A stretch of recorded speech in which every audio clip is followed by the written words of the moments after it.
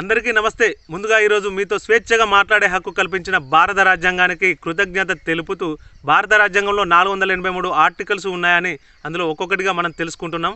ఈరోజు ప్రాథమిక హక్కుల్లో రెండవ హక్కు అయిన స్వేచ్ఛ స్వతంత్రపు హక్కు గురించి తెలుసుకుందాం.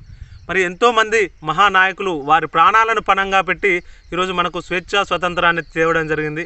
మరి ఈ స్వతంత్రం ప్రతి ఒక్కరికి అందాలంటే కొన్ని నియమాలు నిబంధనలు ఉండాలని ఆ నియమాలను భారత రాజ్యాంగంలో మనకు పొందుపరచడం జరిగింది.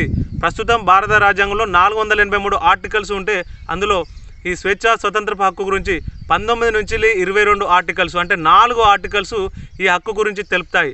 మరి 19 ఏం చెప్తుంది, 20 ఏం చెప్తుంది ఒక్కసారి చూసుకుంటే 19వ ఆర్టికల్ కనుక చూసుకుంటే మనకు ఇప్పుడు వాక్ స్వాతంత్రం, మనం స్వేచ్ఛగా మాట్లాడే హక్కు కావచ్చు, లేదా సభలు సమావేశాలు ఏర్పాటు చేసుకునే హక్కు కావచ్చు, భారతదేశంలో ఎక్కడికైనా స్వేచ్ఛగా ప్రయాణించే హక్కు కావచ్చు, భారతదేశంలో ఎక్కడైనా స్థిర నివాసం ఏర్పాటు